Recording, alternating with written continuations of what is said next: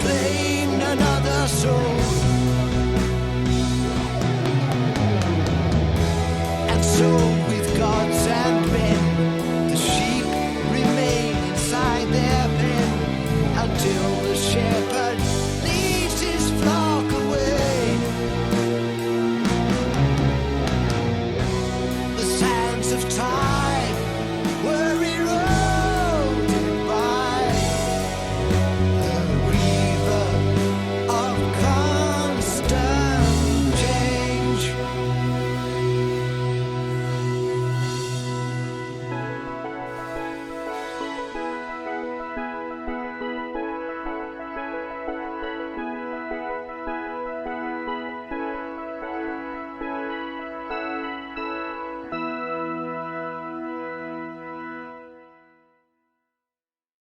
Hey everyone, well here we go into the top 40 greatest underrated and underappreciated guitar solos with this gem from Steve Hackett and Genesis and Firth of Fifth from the band's 1973 album Selling England by the Pound.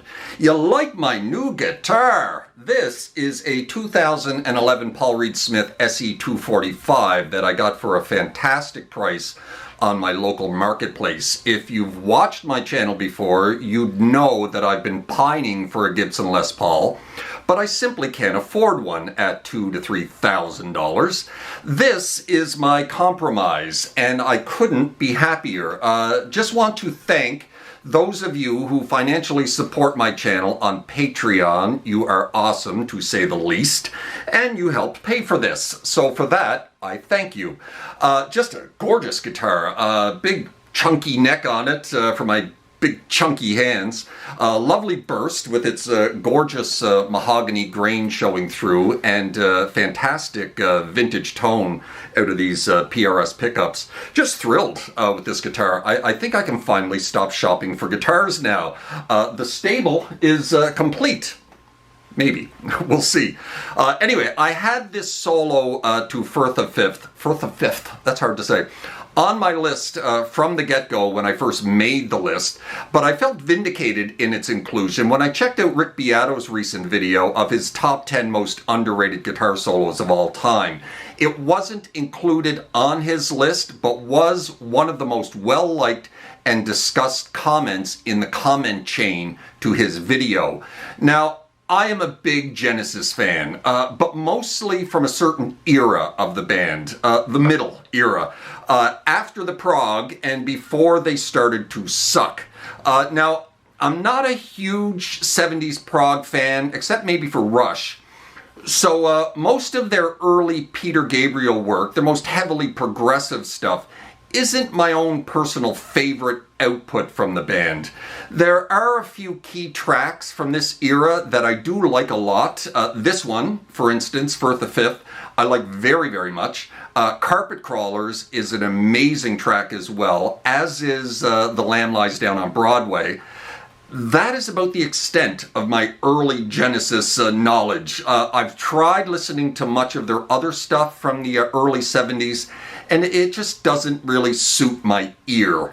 It's when Phil Collins took over, I know, the lead vocal and songwriting mantle from the now departed Peter Gabriel, and started shortening up the song lengths and bringing a bit more melody to their music, that my ears started to perk up a little bit. The band at this point had become a bit more of an art rock band and a little less of a prog act.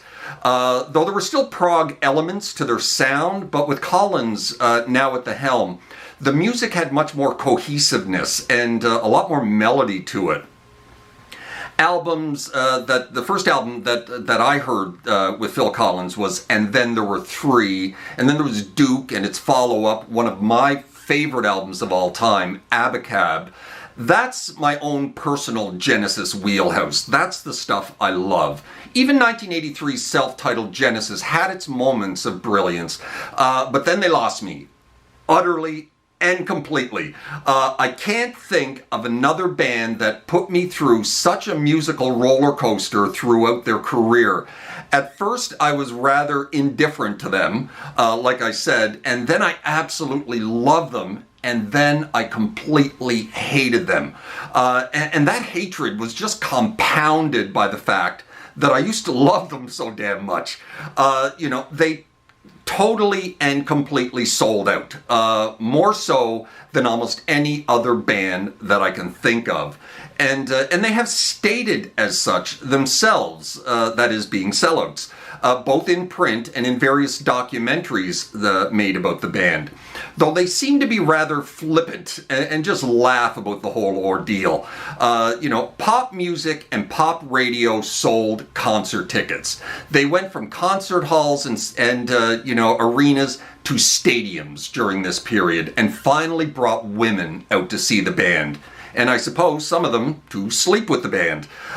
Plus, there is the bucket loads of money being a pop band. The money that brought. The likes the band had never seen before. This is who we are now. They pretty much stated with glee. Musical integrity and our legacy be damned, I suppose. All for money and girls. Money and girls. It's hard to fault them, I guess, in that regard, I suppose. But still, they should have just, changed their name and have become a different band, because they were a different band. They certainly weren't Genesis any longer. End rant, I suppose. Regardless, to the topic at hand, Steve Hackett and Firth of Fifth. For the bulk of the band's 70s output, under Peter Gabriel, the band was originally a 5-piece, and Steve Hackett was one of the key components of the band's progressive sound during the early 70s. During the 70s, there were 3 or 4 guitarists that had risen to the very top of the prog hierarchy. Robert Fripp of King Crimson, of course, Steve Howe of Yes, Alex Lifeson of Rush, and of course, Steve Hackett. Constantly trying to pull new and interesting sounds and tones out of his guitar to fit the band's progressive music, either through effects or through innovation. Hackett was the progenitor of numerous guitar techniques that would be widely used by other guitarists going forward as the 70s grew to a close, and then the 80s shred boom kicked in. Two-handed tapping, though generally accredited to one Eddie Van Halen, was actually first performed on record and in concert by Steve Hackett. Hackett himself wasn't the very first to utilize this technique, but he was the first rock guitarist to incorporate it into his playing. So he does take full credit for that himself. Eddie Van Halen, on the other hand, loved to take credit for it, but has admitted at times in various interviews that it was while at a Genesis concert in 75 or 76 that he first saw Steve Hackett perform the technique and decided to incorporate this new right-handed tapping into his own playing. And the rest is history. But make no mistake, it was Steve Hackett who started it, and who was Eddie Van Halen's inspiration to start doing it, though he gets little of the credit in general. Sweep picking was another of Steve Hackett's guitar innovations. On the track Dancing in the Moonlit Night from 1973's Selling England by the Pound, same album as Firth of Fifth, he incorporated not only two-hand tapping, but sweep picking and octave jumps, 3 techniques that he basically invented through experimentation. Important stuff, to say the least, obviously. Stuff like this being the reason that I have Steve Hackett on my list in this solo.